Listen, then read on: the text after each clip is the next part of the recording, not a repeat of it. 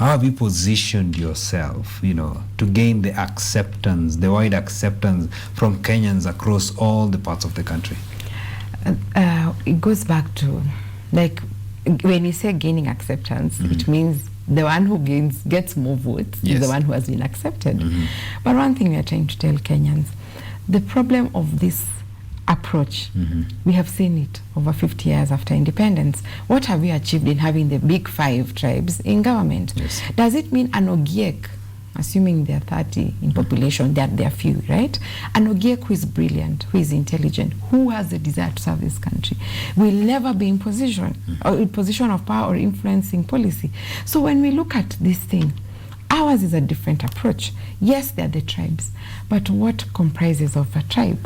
A family. Yes. And where we're hitting this thing hard, I'm telling parents, there's a father, there's a mother, or the single. All parents have one thing in common. They want the best for their children. That is why you see parents taking loans. Every time there's school opening, you see messages. All banks are telling you, chukua salo, for your fees. Everyone is marketing your their resources and your resources towards a good education for your child. But why are you educating your child? Because you have a vision for this child. In the next, after education, after university, they'll be employed, they'll be in business, they will be people of substantial character in society. But the unfortunate thing is, we have gone through schools, our parents have taken loan, we also have our own help. Are we employed? No. When they tell us you can take tenders, is the environment conducive? It is not, because you can even go to an LPU in a bank and they look at you and they won't fund you because government already does not pay. And banks are in the business of lending money.